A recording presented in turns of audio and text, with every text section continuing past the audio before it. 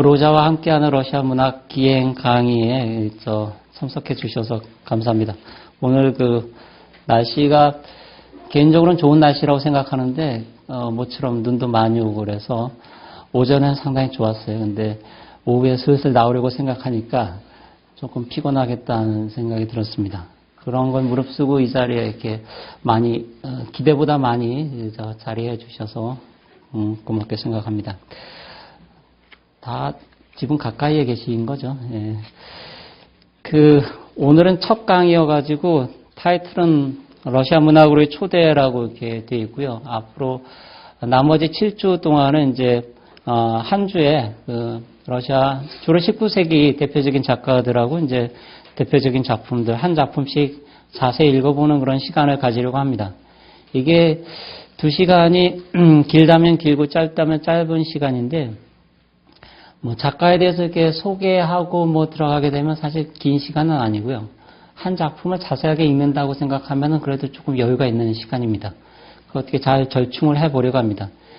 이게 근데 제가 사전 지식이 없어서 러시아 문학이나 작가에 대해서 이제 여기 계신 분들이 어느 정도 이렇게 예비 지식을 갖고 있는지 잘 모르겠습니다. 어느 정도의 설명이 필요한지. 그러니까 좀 불필요한 설명이 될 수도 있고 아니면은 너무 이렇게 조금 건너뛴 설명이 될 수도 있는데, 간간히 메일로 이렇게, 본인한테 유리하게 소감을 이렇게 주시면은 거기에 맞추도록 이렇게 하겠습니다. 왜냐면 여기 지금 차이가 좀 있을 것 같아요. 러시아 문학 작품을 그래도 좀 꽤 읽으신 분도 계실 것 같고, 아니면은 러시아는 안다 이러고 이렇게 오신 분들도 계실 것 같아서 다 이렇게 고르게 맞추기는 어려울 것 같습니다. 그래서 적극적으로 이렇게 요구하시는 분의 이제 취향이나 요구에 맞추도록 하겠습니다. 러시아 문학의 초대라고 되어 있는데 원래 대학 강의라면 그냥 첫 시간은 한 30분만 얘기하면 되거든요. 유감스럽게도 오늘은 2시간 다 해야 돼서 조금 부담스럽긴 한데 일단 두 가지 주제로 나눴습니다. 여기 이제 편제가 이렇게 두 타임으로 나누는 식이어가지고 첫 시간에는 이제 러시아란 나라에 대해서 조금 소개해드리고 두 번째가 이제 러시아 문학 개관인데 오늘은 이제 주로 이 푸시킨과 러시아 문학에 대해서 이제 소개 말씀을 조금 드리려고 합니다. 그래서 러시아 문학이 푸시킨부터 시작된다. 그게 오늘의 핵심이거든요. 그것만 일단 기억하시면 됩니다. 그럼 그 위에는 이제 이렇게 딴짓 하셔도 되고 이렇게 조르셔도 됩니다. 러시아는 어떤 나라인가 이제 사실 저도 대학 들어와서 이제 노문학과에 그때 진학을 했는데 벌써 20몇 년 전입니다. 그때는 아직 소련이었고요. 석성국가였는데 그때 제 성적이 원래 영문과를 가려고 그랬는데 그때는 선시험 후지연이었어요. 근데 시험을 못 봐가지고 영문과는 가기 좀 어려웠어요. 나머지 과 중에서 가라고 그랬는데 국문과는 왠지 조금 작아 보였어요. 지금도 커 보이진 않지만 조금 현대문학이래 봐야 아마 한 100년 정도고 큰 작가들도 별거 없을 것 같고 근데 톨스토이나 도스토옙스키 이런 작가들은 조금 규모가 있어 보이고 뭔가 심오하지 않을까 그런 생각에 이제 러시아 문학을 전공을 하게 됐습니다. 제가 당시나 지금이나 별로 이렇게 생계 걱정을 안 하는 편이어가지고 직장을 갖겠다거나 이런 생각은 전혀 없었어요. 그냥 좋아하는 좋아하는 분야에 대해서 좀 알고 싶다는 생각만 갖고 있었고 그러다 보니까 여기까지 오게 됐습니다. 러시아 문학을 전공하다 보니까 강의까지 하게 됐고 잘하고 못하건 간에 이걸로 밥벌이를 하고 있습니다. 러시아 문학 전공이지만 사실 러시아 전공은 아니거든요. 러시아는 요새 대학에서도 지역학이라고 이렇게 따로 있습니다. 지역학이라는 게 사실 애매한 과목 과이긴 한데 분야이긴 한데 말 조심해야 되죠 지금. 러시아 역사나 뭐 이런 거 제가 대학에서 강의는 들어봤지만 이런 걸 이렇게 강의할 정도의 수준은 아닙니다. 근데 러시아 문학 소개하는 시간에는 항상 러시아란 나라에 대해서 또 러시아란 나라의 어떤 대략적인 역사에 대해서 이제 조금 소개의 말씀을 이렇게 드려야 되거든요. 그래서 이 레파토리가 고정되어 있습니다. 한 1시간 정도 할 수 있는 분량은 그냥 매번 이렇게 나옵니다. 하도 여러 번 하다 보니까. 그래서 대단히 깊이 있는 지식은 아니고 그냥 일반적인 상식 수준에서 이해를 해 주시면 좋을 것 같아요. 러시아란 나라는 드물게도 정체성이라는 게, 국가 정체성이라는 게 문제가 되는 조금 드문 나라이면서 좀 특권적인 나라입니다.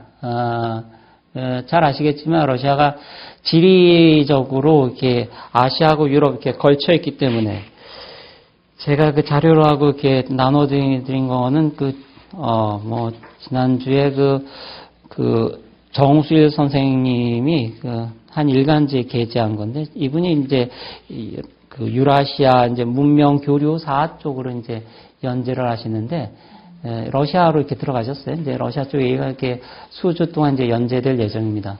마침 참고할 만한 내용이 좀 있어서 그 부분을 지금, 자료로 이렇게 나눠드렸고요.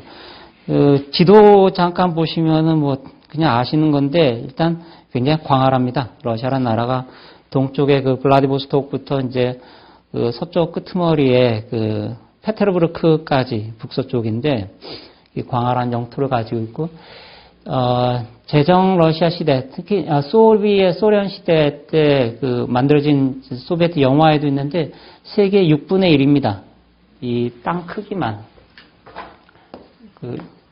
자기들이 이게 자부심을 갖고 얘기하는데, 지금 러시아 연방에서는 이제 좀 떨어져 나가가지고 그게 8분의 1이 됐습니다. 그래도 이게 대단하죠. 그러니까 지리적인 광활함이라는 게 저희가 약간 상상력을 발휘를 해야 됩니다. 그러니까 이게 한반도하고 조금 다르다라는 거. 땅이라고 다 같은 땅이 아니거든요. 그래서 러시아 정도 되면은 머릿속에 다 안 들어옵니다. 이게. 그러니까 저희는 한반도는 대충 머릿속에 들어와요. 자주 그려보기도 했지만 기차로 이렇게 횡단하면은 한 10시간, 고속철도가 나중에 깔리면 더 빨리 아마 이렇게 부산에서 신의주나 어디까지 이렇게 갈 수 있을 텐데, 러시아는 시베리아 횡단철도가 빨리 달려서 한 2주 정도 이렇게 걸리는 걸로 알거든요. 그러니까 그 광활함이라는 게 머릿속에 이렇게 잘 표상이 되지 않습니다. 경계라는 게, 그러니까 정체성이라는 거는 저거잖아요. 이게 나하고 이렇게 남 사이의 어떤 경계, 나의 정체성이라는 게 여기부터는 남이야 이렇게 되는 거. 어떤 공간적인 구획, 경계 개념인데, 러시아는 하도 광활하다 보니까 내가 어디까지인지에 대한 감이 우리하고 조금 다릅니다. 이게 저는 특히 도스토옙스키 문학을 이해하는데 굉장히 중요하다는 생각이 듭니다. 도스토옙스키가 작품에도 자주 나옵니다. 이 광활함이라는 거. 그러니까 러시아적 영혼의 광활함이라고 이렇게 얘기를 하는데요. 근데 그 영혼의 광활함에 상응하는 것이 지리적인 광활함입니다. 이거는 조금 특권적입니다. 러시아인들이. 그러니까 러시아 사람들도 다 똑같은 사람 아니야 이렇게 생각할 수 있지만, 러시아의 이런 자연적 조건, 자연지리적 조건이라는 거는 러시아만 갖고 있는 거. 물론 큰 땅덩어리를 가진 대국들은 조금 더 있습니다. 중국도 있고 미국, 인도, 브라질도 조금 크고. 근데 러시아 정도 되면은 이게 양질 전하라고 그러죠. 어느 정도 이렇게 이상 도가 넘게 되면은 질적인 비약 갖게 됩니다. 이 성질이 좀 달라지게 되거든요. 그걸 조금 저는 고려해야 된다고 생각합니다. 역사적으로 이렇게 러시아사도 이게 순환사입니다. 함석헌 선생의 뜻으로 본 한국 역사 같은 책 보면은 굉장히 흥미로운데, 한국사를 거리의 이 길거리 거지 처녀의 역사이자 창녀의 역사 이런 식으로도 막 비유를 합니다. 근데 그런 순환사라는 점에서 보자면은 러시아도 비슷합니다. 러시아도 다만 스케일이 좀 다릅니다. 저희가 일제 한 35년간의 강점기를 경험했다면은 러시아는 몽고 지배기를 한 3세기, 한 240년간 경험을 했었거든요. 그 스케일에서 조금 차이가 납니다. 정서적으로 이렇게 비슷한 점이 많이 있어요. 한국 사람들하고. 그래서 한국 독자들이 가장 잘 접하기 쉬운, 정서적으로 이렇게 잘 일체감을 느끼기 쉬운 문학이 이제 러시아 문학이라고 생각을 합니다. 그리고 실제로 그래 왔거든요. 이제 서구 문학이 처음 이제 유입되고 소개됐을 때 압도적으로 많이 읽혔던 문학이 러시아 문학입니다. 일본을 거쳐서 들어오기도 하고, 그다음 막바로 들어오기도 했었는데, 제게 한 1920년대인가 한국에서 3대 작가, 베스트셀러 3대 작가가 있었습니다. 이광수, 톨스토이, 뚜르게네프 세 사람이었거든요. 그러니까 이광수는 베스트셀러 작가였지만 나머지 두 사람이 러시아 작가였습니다. 그 정도로 굉장히 친숙하다는 거는 그만큼 이렇게 뭔가 잘 통하고 잘 이해되고 했던 문학입니다. 오늘날 조금 이렇게 거리감을 갖게 된 거는 물론 이제 소비에트 시기를 거치면서 이념적으로 이제 적대 관계에 있었기 때문에 소련 문학이 공식적으로 국내에 소개되고 이렇게 소개될 수 있었던 게 얼마 되지 않습니다. 20여 년 정도. 그러니까 현대 소련 문학이 공식적으로 이렇게 출간된 게 수교 이후거든요. 90년 이후에 그때 이제 소련 동국문학 전집이라고 이제 그때 중앙일보사에서는 그때 30권짜리가 나온 적이 있습니다. 이 20권이 이제 소련 현대 문학이었고 10권이 이제 동유럽 문학이었거든요.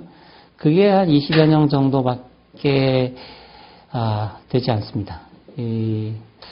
90년이면 20년 좀 됐죠. 그래서 그런 어떤 현대사의 어떤 특수성 때문에 조금 거리감을 갖게 됐지만 실상 굉장히 친근한 문학이고 가깝게 이렇게 접근할 수 있는 문학이다.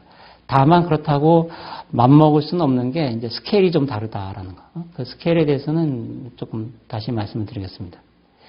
사실 함석헌 선생 얘기가 나왔지만 세계에서 3대 민족이 있습니다. 이 선민 사상을 가지고 있는. 그러니까 대개 고생 진탕한 민족들입니다. 네. 뭔가 이유가 있어야 되겠죠. 이렇게 역사적으로 순환을 당하고 이렇게 고생을 했으면은 개인사도 마찬가지지만 거기에 뭔가 의미를 부여하고 싶어 합니다. 그래서 찾아낸 게 어떤 신의 섭리 같은 겁니다. 이게 우리는 선택받았다라는 거. 유대 민족이 그렇고요. 그 다음에 러시아 민족이 그렇습니다. 그 다음에 한민족, 이렇게 세계 3대 민족입니다. 부시 정권에서는 미국도 잠시 대열에 가담했었습니다. 9.11 테러 이후에는 우리가 왜 이 고통을 당해야 되는가? 테러와의 전쟁을 위해서다, 투쟁을 위해서다, 자유의 전도를 위해서다. 그렇게 자부하고 전쟁하고 그랬었죠. 그냥 픽션일 확률이 높지만, 근데 그런 정도는 좀 믿어줘도 됩니다. 그 정도의 그러니까 우리에게 어떤 위안을 주고, 조금 힘을 주고, 의미를 부여해줄 수 있다고 하면은, 종교도 사실 그렇죠. 그런 선민주의도 조금 필요한 게 아닌가, 그런 생각을 해요. 네, 러시아가 역사는 저희보다 상당히 짧습니다. 저희는 믿거나 말거나 반만년이지만, 러시아는 한 1000년 조금 넘어서고 있습니다. 이게 9세기에 국가 성립이 된 걸로 이렇게 되어 있습니다. 9세기인데, 거기 자료에 보시면은 두 번째 장에 보시면 됩니다. 두 번째 장에 마지막 문단 보시면은 러시아 역사의 시기 구분이 나오는데, 키예프 시대가 있고요, 맨 처음에. 지금은 이게 키예프가 우크라이나의 수도입니다. 그러니까, 러시아 이제 국가의 이제 발상지이긴 하지만 지금은 러시아하고 우크라이나하고 서로 이렇게 갈라졌기 때문에 조금 불편한 관계 있죠. 해마다 겨울이면 가스 분쟁이 일어나고 그러는데 올겨울은 어떻게 조용히 지나가려는지 잘 모르겠어요. 근데 이제 초기 발생지는 키예프입니다. 키예프 루시라 그럽니다. 루시가 이제 러시아란 말의 어원입니다. 그러니까 자기들을 지칭할 때 우리는 루시다, 루시인이다 이렇게 얘기를 했거든요. 이게 이제 나중에 모스크바 시대인가 이제 러시아 이렇게 됩니다. 근데 재밌는 거는 그냥 상식으로 스킨헤드들의 구호가 있습니다. 스킨헤드들의 구호가 루시 만세입니다. 그러니까 러시아가 아니라 어떤 의미냐면은 순수한 러시아라는 뜻입니다. 그러니까 러시아의 기원이자 자기들의 어떤 진정한 러시아, 이게 루시다. 루시라는 거는 러시아에서 그러면은 이민족 외래적인 거, 이질적인 걸 뺀 겁니다. 가령 요즘은 조금 조용한데 스킨헤드들이 관광객들 떼고는 다 나가라 그랬어요. 그러니까 자기 러시아 슬라브족 빼고 이제 와 있는 사람들, 특히 이제 싫어했던 게 이제 이 황색도 중국이나 동남아 사람들 좀 있고, 요새는 중국 사람들 제일 많습니다. 북한 유학생들도 좀 많이 있고, 최근 2, 3년은 조금 조용한데, 간혹 이제 스킨헤드들 이렇게 테러 같은 게 좀 있고, 이제 유학생들도 많이 다치고 그랬던 적이 있습니다. 러시아에서는 그 뉴스에 나오지도 않습니다. 하도 흔하기 때문에. 러시아는 이렇게 살인사건 이런 거 잘 안 나옵니다. 하도 흔해서. 뉴스 이렇게 거리가 잘 안 돼요. 스킨헤드들이 몇 대 때려줬다 이런 건 나오지도 않습니다. 여하튼 이제 그런 일들이 상당히 비일비재했었는데 요즘 조금 조용한 것 같습니다. 다른 여흥거리를 찾았는지 모르겠지만 스킨헤드 얘기 자세히 할 건 아니지만 하여튼 전에 한번 TV에서 이렇게 보여준 적이 있었어요. 얘네가 합숙훈련합니다. 겨울 같은 데 가서 뭐라 그러나 극기훈련 비슷하게 극기훈련 비슷하게 가가지고 천막 치고 자기들끼리 합숙한 다음에 자기들끼리 우리도 그렇죠. 우리도 해병대 극기훈련 가면 자기들끼리 기마전 하고 그러죠. 거기는 기마전 하는 게 아니라 자기들끼리 패싸움을 합니다. 몽들 패고 실전을 불사하면서 연수 트레이닝을 한 다음에 실전 배치돼가지고 이제 만만한 이제 노점상들 가서 이제 이렇게 하면은 이제 가서 들 패고 그런 걸 이렇게 합니다. 이게 러시아 하위 문화입니다. 일종의. 이게 90년대 초반에는 좀 방치를 했어요. 그런 게 조금 필요해가지고. 근데 지금 워낙 새가 이렇게 확장돼가지고 하나의 문화가 돼버렸어요. 이게 이제 근절이 좀 어렵습니다. 어떻게 적절하게 제어하거나 이제 합법화하는 수밖에 없습니다. 이런 거. 그래서 안티 스킨헤드들도 있어요. 또 얘네는 스킨헤드들만 잡아다가 이제 패주는 그 두 청년 조직이었는데, 그다음에 푸틴이 안 되겠다 싶어가지고 이제 나휘라고 새로운 조직을 만들었습니다. 이게 영어로 치면 our 이런 뜻입니다. 그러니까 우리 이런 뜻인데 이런 청년단 조직이 있습니다. 소련 시절에는 이 콤소몰 소비에트 소년단 이런 게 있었죠. 청년 조직이 있었는데 이제 소비에트 시절이 끝나고 그런 게 이게 와해됐어요. 그러면서 청소년들이 어떤 이렇게 귀속감을 가질 수 있는 어떤 조직, 이게 필요하죠. 이 청년 단계에서는. 러시아 대학 진학률이 그렇게 높지도 않습니다. 그런 상태에서 이제 가정으로부터나 사회로부터 이게 자기가 버림받았다고 생각하기 때문에 뭔가 어떤 조직에 자꾸 이렇게 자기를 이렇게 좀 지지해 줄 수 있는 어떤 조직을 필요로 하는데, 그런 청소년들을 이렇게 대거 흡수를 했어요. 그걸 이렇게 조금 양성화하려고 이렇게 만든 이 관변 청년단체입니다. 그러니까 이게, 별거 다 하는구나, 이렇게 부정적으로만 볼 게 아니라, 사실 관변단체이긴 해요. 요새 한국에서 60, 70 세대들 있죠. 이게 열혈, 말 조심해야 돼요. 그분들이 있듯이 관변적인 그 조직이긴 한데, 근데 이거 아니면 뭐냐, 스킨헤드란 말이에요. 그러니까 나름대로 이게 조금 긍정적인 기능을 이렇게 하는 겁니다. 어쨌든 이제 키예프 루시가 있고, 그 다음에 13세기부터 보통 1240년부터 1480년까지 이렇게 얘기합니다. 이게 몽골 지배기입니다. 근데 러시아에서는 따따르라고 그럽니다. 따따르라는 건 뭐 의성어입니다. 그냥 뭐 따따르 하고 이렇게 막 말 타고 달려왔거든요. 그래서 이게 따따르가 됐는데 러시아 사람들은 굉장히 공포의 대상입니다. 그 당시 이제 칭기스칸의 그 대제국이 이렇게 건설되면서 이제 몽고군이 이렇게 쭉 이렇게 서진해 온 거죠. 러시아의 자부심은 뭐냐면은 그걸 온몸으로 막았다라는 겁니다. 러시아가 이거를 막아주지 않았더라면 서유럽 너네 또 아작났을 거다. 이게 이제 은근한 자부심입니다. 알아주진 않아요, 서유럽에서. 독일 한 동부 정도까지 갔다고 돼 있는데, 그래서 이제 그쪽 부적에는 이제 이 몽고인들 얼굴 초상 같은 거 이렇게 그려놓는다 그럽니다. 귀신 쫓기 위해서. 얼마나 공포스러웠으면은.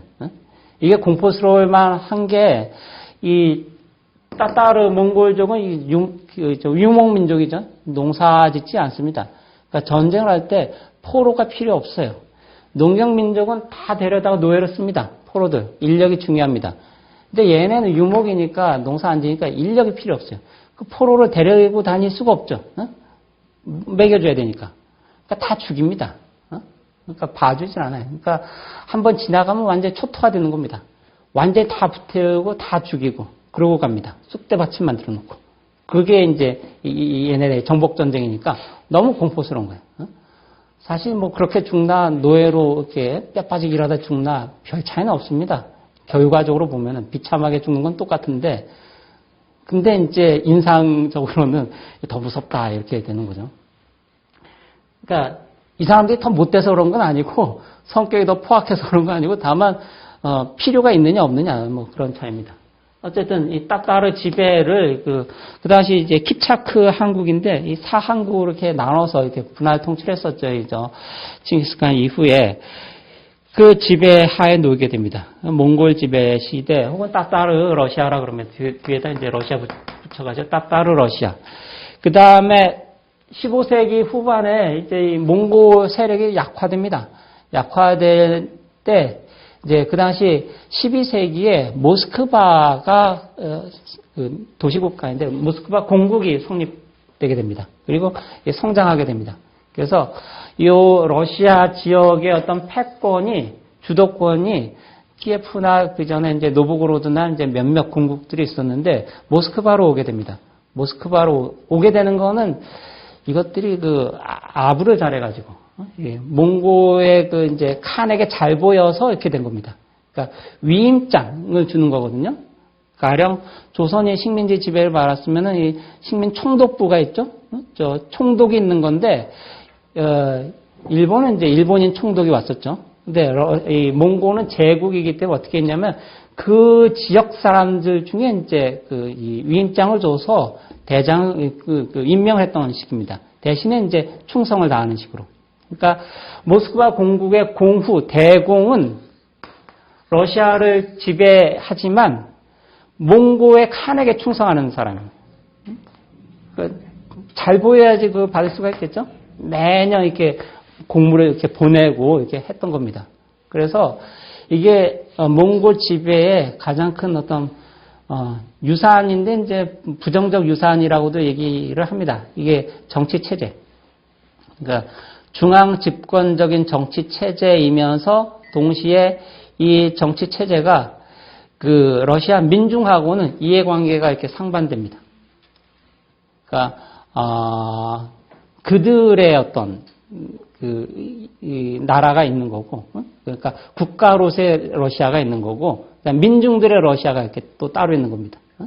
그러니까 이 국가의 어떤 토대가 만들어질 때 이미 약간 조금 이해관계가 이렇게 상치했었기 때문에.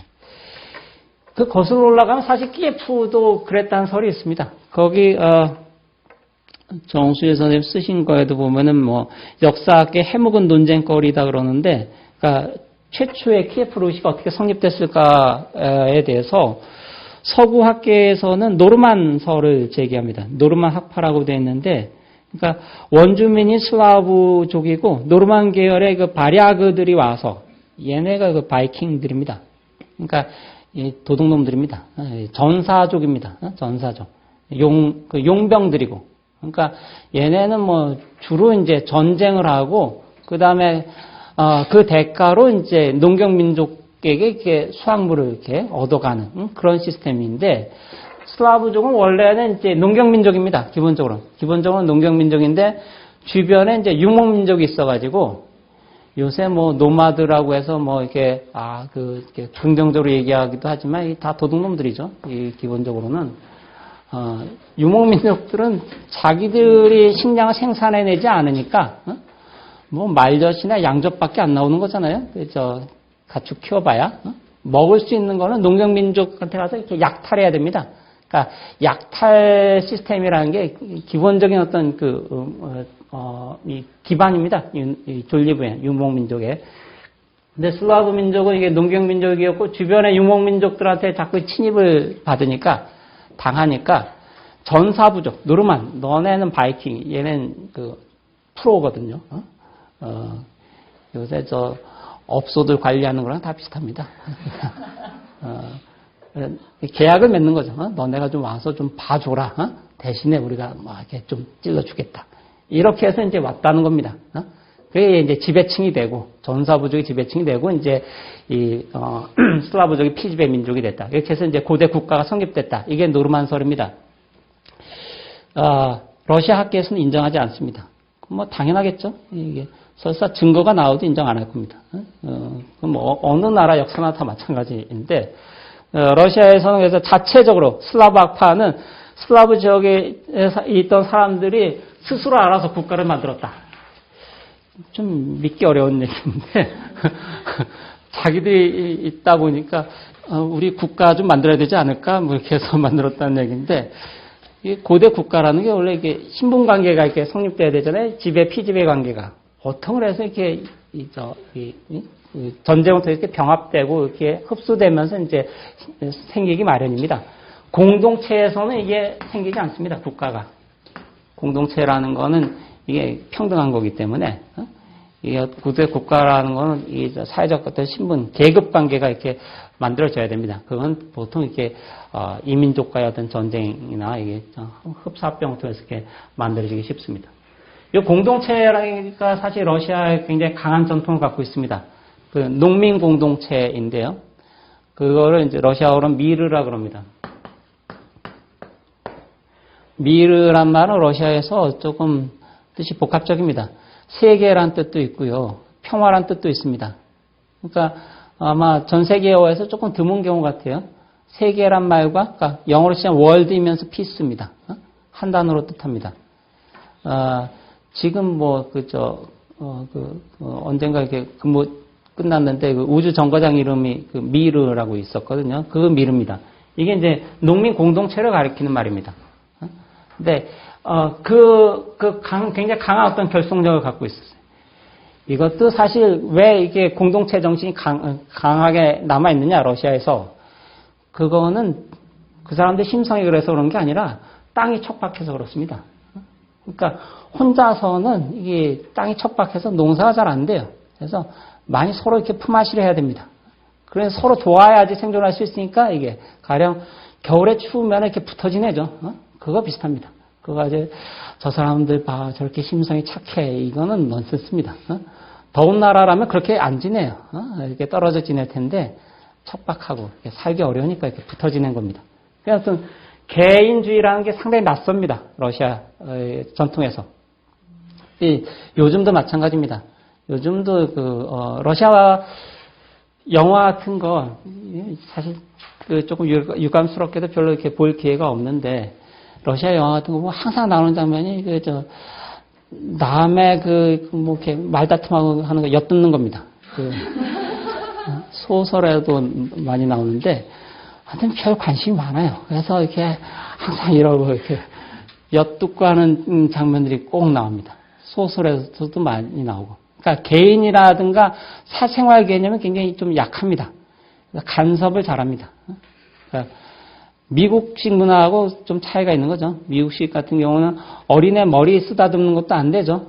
뭐 이렇게 추행이라고 그러는데 러시아는 별 간섭 별 걱정 다 합니다. 특히 노파들. 뭐 이렇게 너는 왜 이러고 다니냐부터 해가지고 조금만 친해지면은 너무 이렇게 간섭을 많이 해요. 그게 그런 심성 때문에. 그러니까 이게 전통입니다. 근데 러시아 사람들 유전자 속에 그런 게 있을 것 같지는 않고 이제 전통이죠.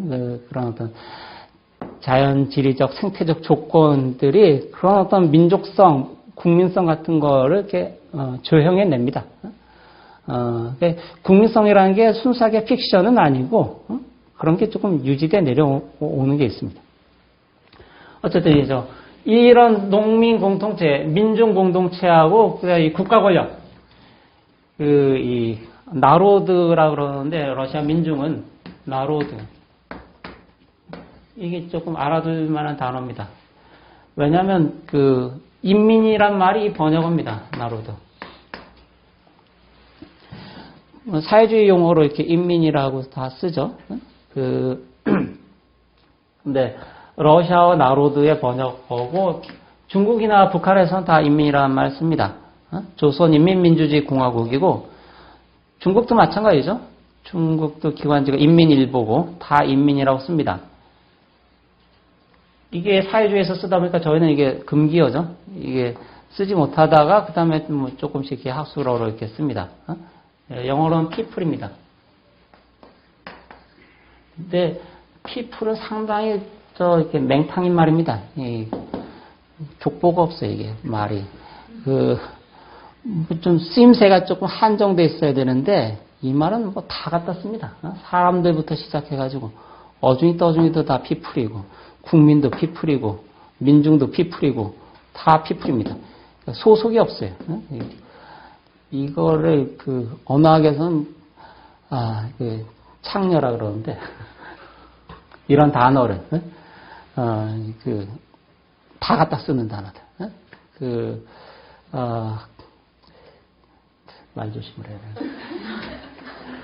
어쨌든 인민이란 단어가 이 단어입니다. 나로드의 번역어입니다. 나로드가 있고 이거와 대립되는 게 이제 국가 나치아가 있습니다. 그러니까 나로드하고 나치아의 어떤 대립이라는 게 러시아 정치사의 어떤 한 전통인데 그게 몽골 지배 유산이라는 겁니다. 몽골 지배 어떤 부정적 유산. 저희도 아직까지 식민지 어떤 청산 문제 같은 게 계속 문제가 되죠. 실파 사전 같은 거 나오면서 아직까지 이렇게 이제 문제가 되고 하는데 그런 거 비슷하게 러시아는 특히나 240년 정도면 몇 세대잖아요. 그러니까 이게 각인이 되는 거죠. 그래서 러시아 사람들이 세계에서 가장 인내심이 많은 민족으로도 꼽힙니다. 그러니까 러시아 사람들이 제가 볼 때는 어떻게 절대 비교는 안 되겠지만 어떤 가장 폭력적인 군대 문화를 가지고 있는 나라 중에 하나입니다. 러시아가. 어떤 이건 뭐 절대 비교는 안 될 거야. 하도 음지에서 벌어지는 일이라서 뭐 이렇게 구타라든가 군대에서 이런 것들 문제가 되는데 어떤 러시아 사람들 얘기가 그렇습니다. 특히 이 러시아 군대에는 제가 자꾸 여담으로 빠지는데 모스크비치라고 그럽니다. 모스크바 사람을 모스크비치라고 그래요. 모스크비치는 좀 프라이드입니다.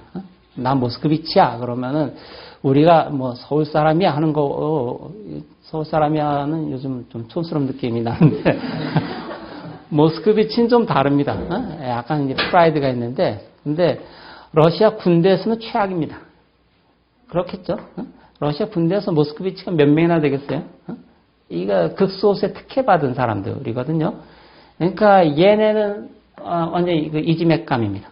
모스크비치라 그러면 너 모스크비치야 하면서 툭툭 치고 그러니까 군대에서 굉장히 고생했다는 얘기들을 많이 합니다. 근데 폭력적인 문화라는 거가 많이 남아있는 거는 잘 참기 때문에 사소한 폭력에도 이렇게 발끈하고 난 더 이상 맞고 살 수 없어 이러면 괜찮은데 차라리 죽고 말래 이러면 괜찮은데 웬만큼 맞아서는 뭐 그런가 보다 합니다. 이게 일상적인 거. 그게 아마 그런 인내심 같은 게 오랜 이 민족의 지배 하에서, 또는 소위, 뭐라 그러나요? 그거를 이렇게, 대리하는 그런 이제 이 국가 권력 하에서 이제 살아왔기 때문에 갖게 된 어떤 인내심입니다. 그래서 아예 러시아 연구자 한 사람은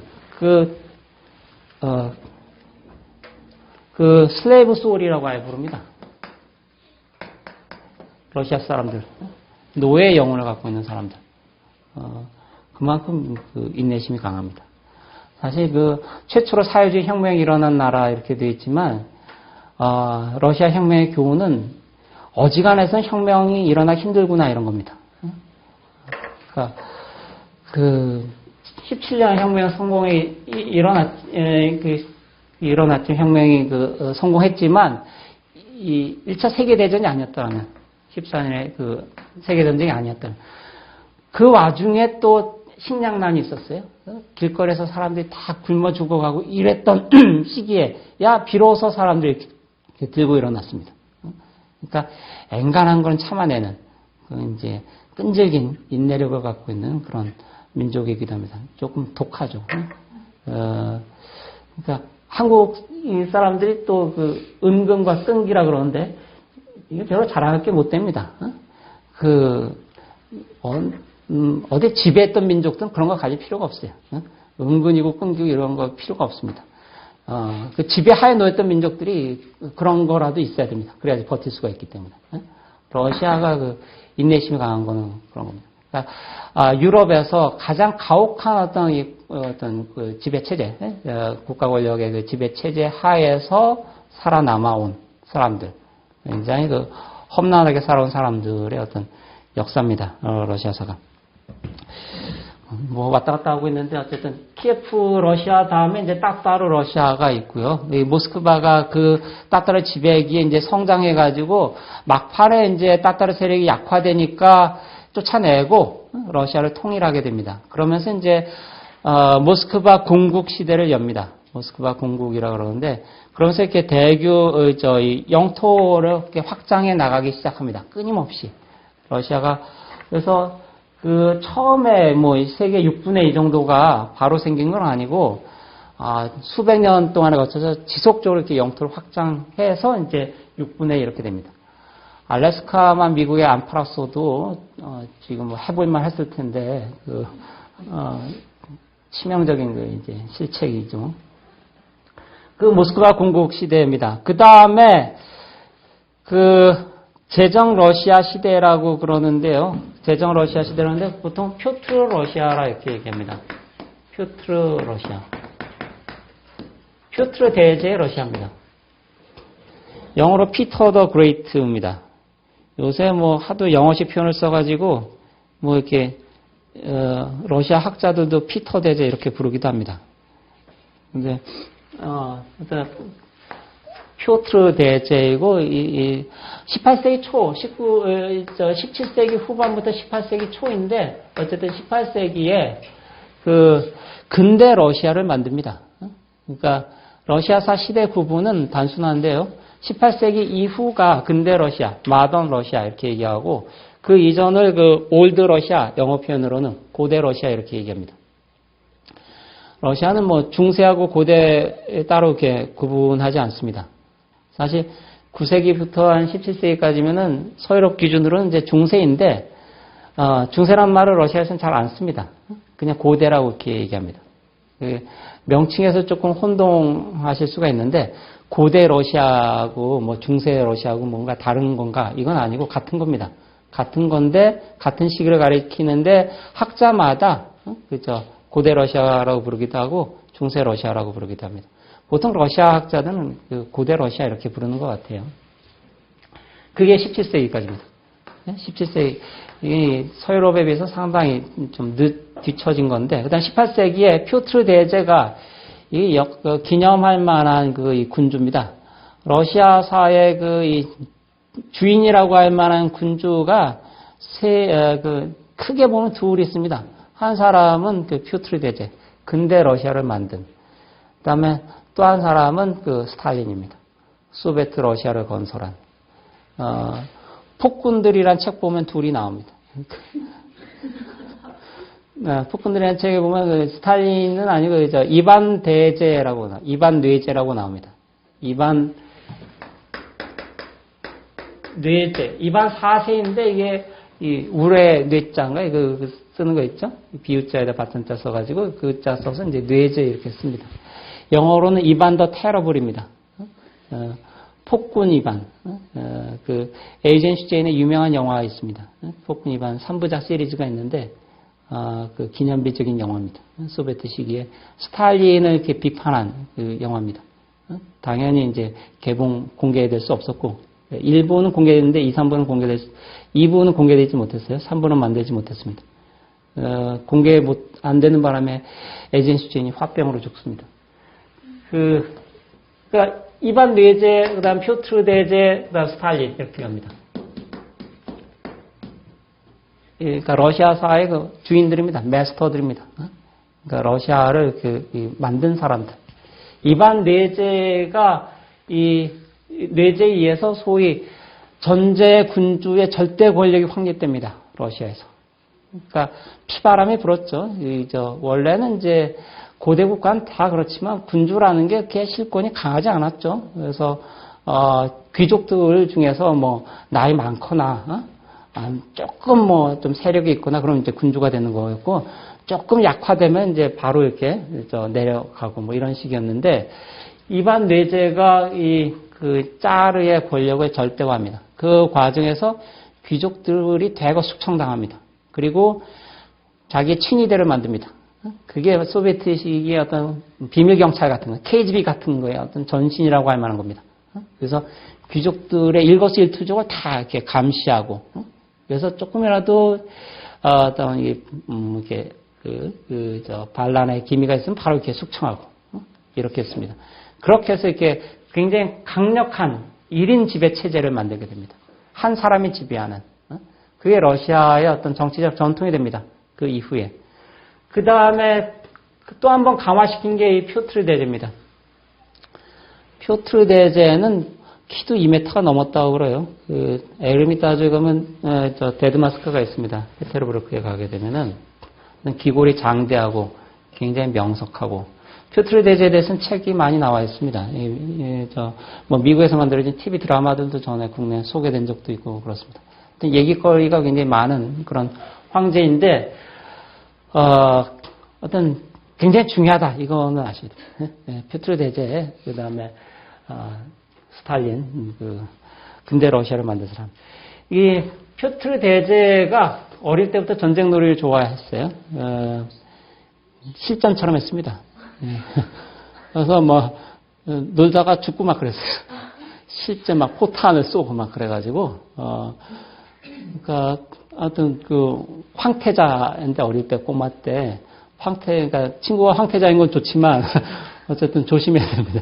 그 밑에서는 뭐 친구들하고 얘들아 날 따르라 하고 가다가 포탄 터져서 죽기도 하고 뭐 그랬어요. 그 해군을 최초로 만듭니다. 해군을 창설합니다.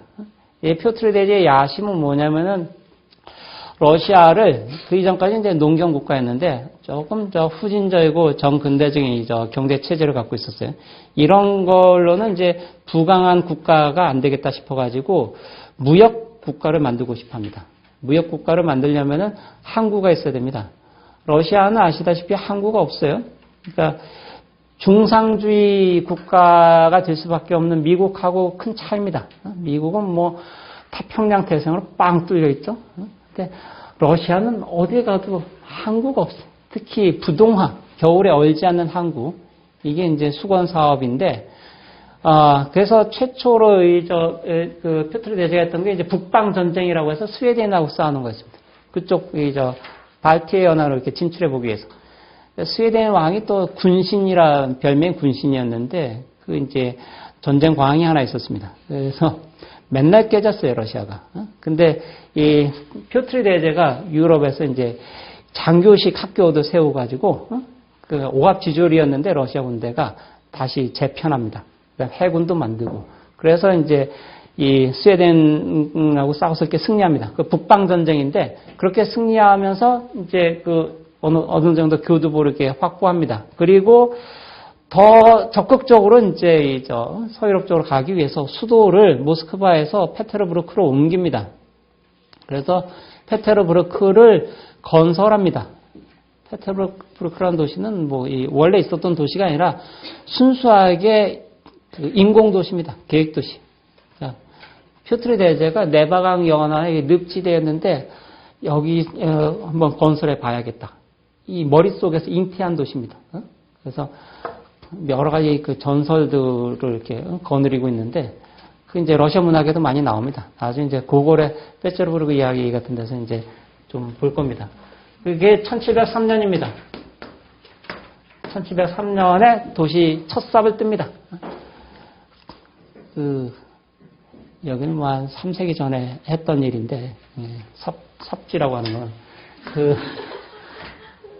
2003년에 300주년이었어요. 300주년이어가지고 성대하게 이제 기념식하고 그랬습니다. 한국은 초대 안 했어요. 그때 전 노무현 대통령 시절이었는데 아무튼 초대 못 받았습니다. 그 이후에 2004년에 갔었어요. 근데, 그러니까 이게 18세기 도시입니다. 페테르부르크란 도시 자체가. 그래서 18세기 모습 그대로 간직하고 있습니다. 그러니까 18세기에는 유럽 전체에서 가장 세련된 도시, 신도시 말 그대로 새로운 도시였는데 지금 가장 고풍의 도시입니다. 300년이 돼서. 이 유네스코 문화유산입니다. 페테르부르크란 도시 자체가. 페테르부르크란 말 이름 자체에 이제 퓨트르가 들어가 있습니다. 부르크란 말은 독일어입니다. 부르크가 퓨트르의 도시 이런 뜻입니다. 퓨트르란 말은 이제 어원적으로는 이제 베드로란 뜻이기 때문에 영어의 피터랑 다 마찬가지입니다. 상트페테르부르크 하면은 성 베드로의 도시 이렇게 됩니다. 근데 이제 의미가 이중적입니다. 퓨트르의 도시이면서 퓨트르 대제 건설한 동시에 이제 베드로의 도시이기도 합니다. 여기는 석조 도시입니다. 다 이렇게 돌로 만든 그런 도시인데 여기 늪지에다 건설했다고 그랬었죠. 이게 수시로 홍수가 납니다. 대홍수가. 100년에 한 번씩 납니다. 금세기 때 이제 날 때가 됐어요. 대홍수가. 한 10년 내로 이렇게. 한 100년 주기로 대홍수가 나기 때문에 굉장히 큰 홍수가 이제 1824년에 있었습니다. 이게 그래서 푸시킨의 아주 유명한 서사시 중에 청동기마상이라고 있습니다. 그게 이제 이 홍수를 배경으로 쓴 작품인데 청동기마상은 이 퓨트르 대제의 동상입니다.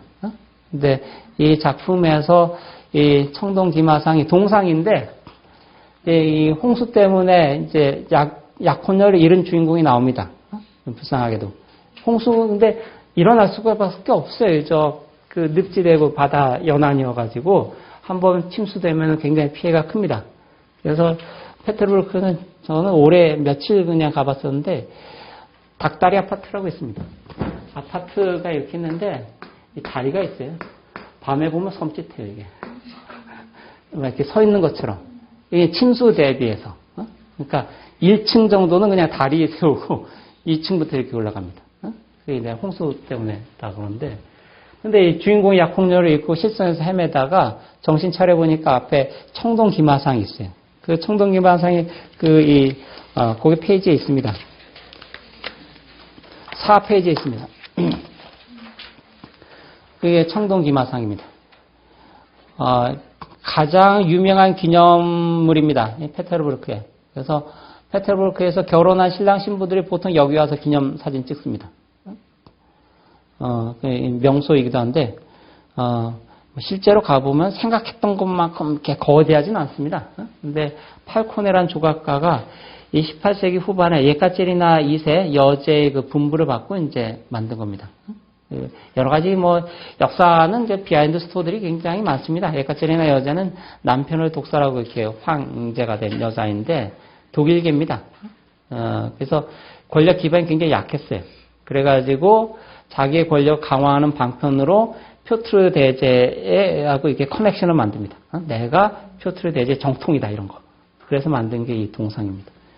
이제 푸시킨 작품에서는 이 주인공이 그러니까 자기 홍수 때문에 약혼녀가 죽었는데 보니까 이 홍수가 왜 일어났냐면은 이 표트르 대제가 이 늪가에다가 도시를 건설했기 때문에, 페테르부르크를 건설했기 때문에, 그래서 두고 보자 이 한마디를 하거든요. 하극상이죠, 사실. 그죠. 비천한 일개 그 소시민이 이제 황제 동상한테 두고 보자 이렇게 했는데 작품 아주 재밌습니다. 두고 보자 끝나고 그 행이 바뀌기도 전에 도망치기 시작합니다. 왜냐면 이 동상이 쓱 고개를 돌려봐요.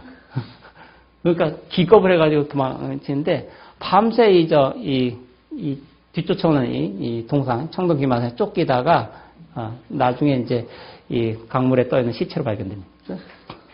사람들이 이렇게 장사 지내죠. 아주 유명한 작품인데 청동 기마산 이게 해석이 아주 복잡합니다. 강에서 자세히 다룰 수가 없지만 그런 작품도 일단 있습니다.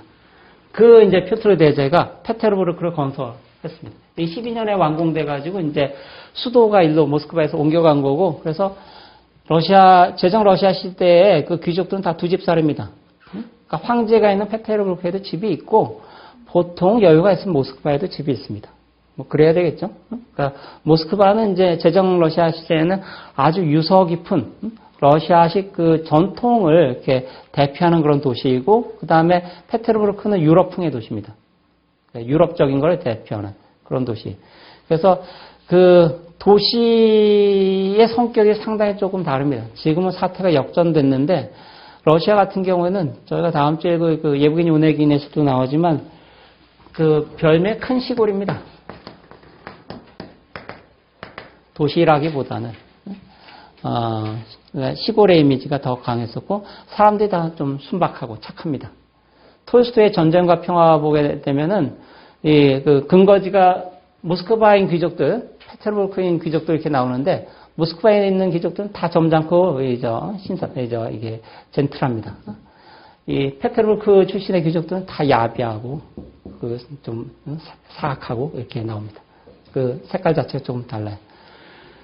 이 도시 건설 과정에서 수천 명이 희생됐습니다. 굉장히 험난한 공사였기 때문에 대토목 공사였고, 그래서 이 뼈 위에 세워진 도시라고 됐어요. 그리고 악마의 도시라고 됐습니다. 그리고 표트르 대제에 대해서는 적그리스도, 안티크리스트다. 이렇게 이제 그런 전설들이 이렇게 돌게 됐습니다. 그게 이제 러시아 문학이나 문화사에서 페테르부르크 신화입니다. 그러니까 이 도시 자체가 하나의 신화적 공간이 되어버립니다. 그런 신화의 시작이 좀 전에 말씀드린 푸시킨의 청동 기마사라는 작품이고, 쓰여진 건 1933년입니다. 1833년. 그 다음에 바로 이어지는 게 30년대 중반의 고골의 페테르부르크 연작들입니다. 사이클의 작품들. 그런 작품들이 정점에 오르게 되는 게 도스토옙스키의 죄와벌. 이것도 이제 페테르부르크를 이렇게 배경으로 한 작품, 대표적인 작품이고, 그게 20세기에 안드레 벨리기라는 작가의 페테르부르크라는 소설 번역도 있습니다. 그런 작품들까지 이렇게 쭉 이어지게 됩니다. 하나의 그 도시공간 자체가 어떤 신화적 상상력을 이렇게 불러일으키고 여러 이제 작품들에서 이렇게 소재 이상의 어떤 의미를 갖게 된 그런 가장 대표적인 공간이라고 이렇게 말씀드릴 수가 있어요. 이 표트르 대 러시아라 그러는데 이거 뭐 얘기는 끝이 없습니다. 이게 표트르 대제가 서구로 배우기 위해서 이제 사절단을 한 250명 규모로 이제 파견해 가지고 뭐 독일, 네덜란드, 뭐 영국, 프랑스 다 이렇게 돌아다닙니다. 돌아다니면서 이 표트르 대제는 아까 거구라고 그랬는데 이게 손으로 직접 하는 거에 관심이 있었어요. 그래서 직접 자기가 다 해봤습니다. 특히 배 만드는 데 관심이 있어가지고 네덜란드 조선소 가서는 자기가 직접 이렇게 망치질하고 했습니다. 황제가 그런다 그러면 좀 그러니까 자기 신분 속이고, 근데 다 알았다 그래요. 머리 하나 컸기 때문에 키가 이게 훨씬 커가지고. 그래서 손이 이게 노동자의 손입니다. 황제의 손이 아니라. 약간 비극인데 이 황태자 알렉세이가 있었는데 이 황태자는 굉장히 유약했어요. 그래서 의견 충돌이 잦았습니다. 그러니까 굉장히 좀 위험 있고 엄한 아버지하고 아주 유약한 아들 생각하시면 됩니다. 이게 그 황실 가계라는 게 그렇죠. 대개는 똑똑한 사람이 드물어요. 근친간 뭐 이렇게 혼인들은 많이 해가지고 되게 비리비리한 경우들이 많습니다.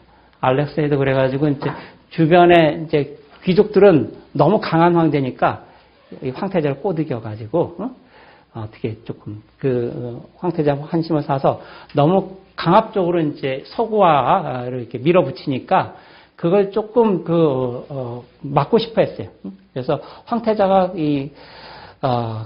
겁없이 또 이 아버지의 뜻에 맞섭니다. 그러다 이렇게 죽습니다. 직접 죽이진 않지만 어쨌든 고문해서 죽입니다. 모반 음모를 실토하라고 해가지고 좀 처참한 죽음을 당합니다. 폭군 답정. 이반 내제도 자기 황태자를 말 안 듣는다고 홀 있죠, 쇳덩이. 이걸로 머리를 쳐서 이렇게 죽입니다. 일리아 랩빈의 유명한 그림이 있습니다. 죽인 다음에 보니까 아들이어가지고 오열하는 이제 이반 내제. 사실 그래서 여기 황실 가게가 끊깁니다. 이반 내제에서. 그러니까 러시아 황실은 이 키예프부터 쭉 내려올 류릭가가 있고, 류릭의 족보가 어딘가에 대해서 아까 의견이 좀 분분하다고 그랬었는데, 류릭 황가가 쭉 내려오다가 이반 내제에 와서 이게 끊기고, 그 다음에 이제 동란의 시대라고 굉장히 혼란했던 시기가 있습니다. 보리스 고두노프란 이제 유명한 작품, 오페라도 있고 한데, 그 작품이 이 시대를 다룹니다. 그 다음에 이제 귀족들이 옹립해가지고 로마노프를 이렇게 황제로 이렇게 옹립합니다. 로마노프를. 오프 이런 말 들어가는 이름이 러시아 전통 가게입니다. 전통 귀족 가게. 그래서 뭐 어떤 사람들이 있나요? 그다음 린 이런 거 뒤에 인으로 끝나는 거. 이것도 러시아 쪽 가게입니다. 그러니까 러시아 그러니까 좀 유서 깊은 가게입니다. 레닌, 스탈린 뭐 이렇게 할 때 스탈린은 원래 자기 본명이 아니에요. 근데 이름을 그렇게 해줬습니다. 이렇게 약간 혼동할 수가 있어 이름만 뭐 이렇게 좀 뿌리 깊은 것처럼 무슨 키 이런 건 러시아 전통 가게는 아닙니다. 폴란드 쪽이나 이런 쪽입니다. 그쪽에서 건너온 겁니다. 도스토옙스키 뭐 이런 거. 제가 알기엔 세성씨가 이제 전통 가게입니다. 뿌리 깊은 푸하고 인하고 그다음에 톨스토이 아무튼 제가 듣고 잊어먹는데 아무튼 세성씨 정도만 있어요. 나머지는 다 이렇게 주변에서 온 가게입니다. 어쨌든 이반 내제도 그렇게 이제 아들을 이렇게 죽게 만든 그런 대표적인 황제들입니다. 그래서 어떤 표트르 대제는 뭐 할 얘기가 너무 많지만 그냥 건너뛰면은 이 표트르 대제 러시아가 소위 제정 러시아입니다. 언제까지면 1917년까지. 17년 2월에 이제 2월 혁명이 일어나게 되고 마지막 황제 니콜라이 1세가 이제 황제 자리에서 이렇게 물러나게 됩니다. 그게 이제 끝입니다. 그 이듬해 이제 황실 가족들이 전부 다 이렇게 처형당합니다. 이제 물론 이게 사조에 의한 거지만 이게 다 이렇게 처형당합니다. 이제 막내딸 아나스타샤가 몰래 살아남았다 그래서 이렇게 전설이 돌기도 했어요. 몰래 이렇게 살아남아가지고 서유럽을 갔다고 해서 만화로도 나오고 아나스타샤 이렇게 되어 있습니다. 근데 몇 년 전인가 DNA 검사했는데 다 죽은 걸로 되어 있어요. 매장되었습니다. 왕실. 뭐 시간이 됐다 그러니까 조금 쉬었다가 그럼 계속 말씀드리겠습니다.